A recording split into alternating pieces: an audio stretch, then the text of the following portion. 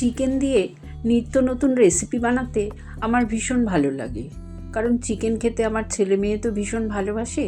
তাই ওরা একটু অন্যরকম যদি রেসিপি বানিয়ে দিই, আরও খুব আনন্দ করে খেয়ে নেয়। নমস্কার বন্ধুরা, কল্পনার রসনা ঘরে সবাইকে স্বাগত। আজকে শেয়ার করব পুদিনা চিকেন। তার জন্য 1 কিলো চিকেন ভালো করে ধুয়ে পরিষ্কার করে রেখেছি। চিকেনের পিসগুলো বেশ বড় বড়। এই চিকেনটাকে ম্যারিনেট করার জন্য দিয়ে দিলাম স্বাদ অনুযায়ী নুন, 1 চামচ দিয়ে দিলাম গোলমরিচ গুঁড়ো, একটা পাতিলেবুর অর্ধেকটা রস করে দিয়ে দিলাম, 1 চামচ আদা বাটা দেব, আর 1 চামচ দিয়ে দেব রসুন বাটা।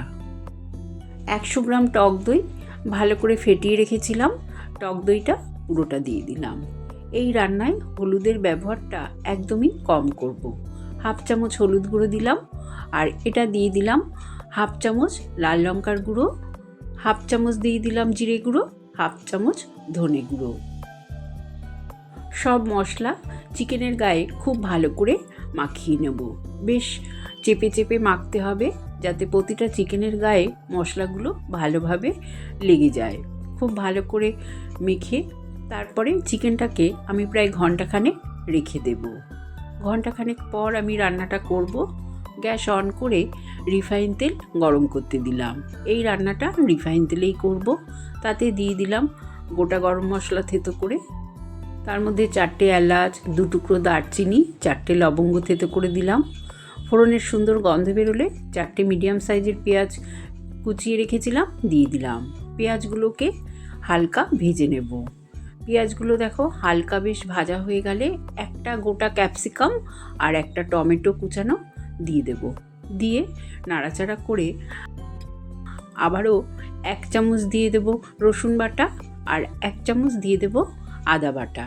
এর আগেও কিন্তু মাংস ম্যারিনেট করার সময় দিয়েছিলাম। আর 2টো পেঁয়াজ আমি মিক্সিং জারে বেটে দিয়ে দিলাম। এই সব কিছু দিয়ে খুব ভালো করে একটু কষিয়ে নেব। গ্যাসের ফ্লেমটা মিডিয়ামে রেখেছি, আর যতক্ষণ না আদা রসুন পেঁয়াজের কাঁচা গন্ধটা চলে যাচ্ছে ভেজে নেব। এই সময় একটু নুনও দিয়ে দিলাম। নুনটা দিলে পেঁয়াজটা বেশ তাড়াতাড়ি নরম হয়ে যাবে। কিছুক্ষণ মিডিয়াম ফ্লেমে এইভাবে নাড়াচাড়া করার পর আমি দিয়ে দেব ম্যারিনেট করা মাংসটা। এবার গ্যাসের ফ্লেমটা হাইতে করে মাংসটা বেশ কিছুক্ষণ নাড়াচাড়া করে নেব। মাংস প্রথম দিকে হাই ফ্লেমে নাড়াচাড়া করে নেবে, তাহলে মাংস থেকে জলটা একটু কম বেরোয়, কারণ চিকেন তো এতে ভীষণ জল বেরিয়ে যায়। বেশ নাড়াচাড়া করে যখন মাংসটা একটু মজে যাবে, তখন আমি গ্যাসের ফ্লেমটা একদম লোতে করে ঢাকা দিয়ে বেশ কিছুক্ষণ রেখে দেব। প্রায় 10 মিনিট পর তোমাদের দেখাচ্ছি, দেখো মাংস থেকে বেশ জল বেরিয়েছে।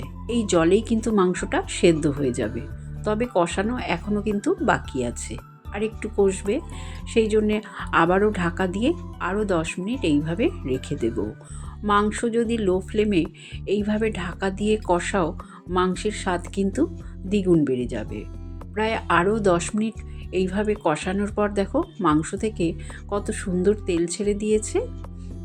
এবার আমি মাংসটাকে ঢাকা দিয়ে আরও কিছুক্ষণ রেখে দেব। একটা মিক্সিং জারের মধ্যে বেশ কিছুটা পুদিনা পাতা, যতটা পুদিনা পাতা দিলাম তার হাফ দিয়ে দিলাম ধনে পাতা, আর দিয়ে দেব 8টা কাঁচা লঙ্কা। লঙ্কাটা অবশ্য তোমরা বুঝে দেবে ঝালটা।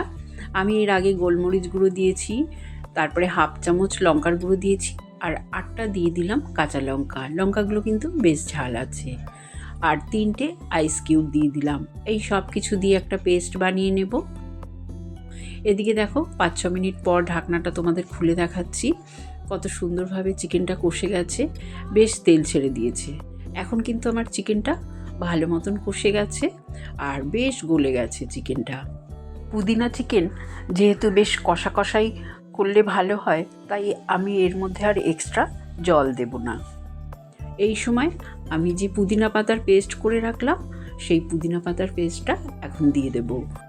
মাংসটা প্রায় রান্না হয়ে যাওয়ার পরেই কিন্তু পুদিনা পাতাটা দেবে। এই পেস্টটা দিয়ে বেশিক্ষণ আর রান্না করা যাবে না। এবার দিয়ে দিলাম অল্প করে চিনি। তোমরা স্কিপ করতে পারো, কিন্তু যেহেতু টক দই দিয়েছি চিনিটা দিলে স্বাদটা ব্যালেন্স হবে।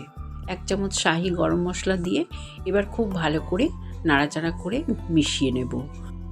লো ফ্লেমে আরও 5-7 মিনিট রান্নাটা করে নেব, তারপরে গ্যাসের ফ্লেম বন্ধ করে দেব। তাহলেই কিন্তু আমার পুদিনা চিকেন একদম তৈরি হয়ে যাবে।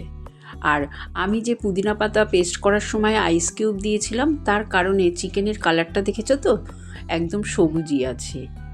এবার গ্যাসের ফ্লেমটা বন্ধ করে ঢাকা দিয়ে 10 মিনিট স্ট্যান্ডিং টাইমে রেখে তোমাদের সার্ভ করে দেখিয়ে দিচ্ছি। রুটি, লুচি, পরোটা, এমনকি ভাতের সাথে খেতেও ভালো লাগবে। রেসিপিটা একবার ট্রাই করে আমাকে জানিও কেমন লাগলো। ভালো লাগলে চ্যানেলটাকে লাইক, শেয়ার করো। নতুন বন্ধু হলে সাবস্ক্রাইব করো।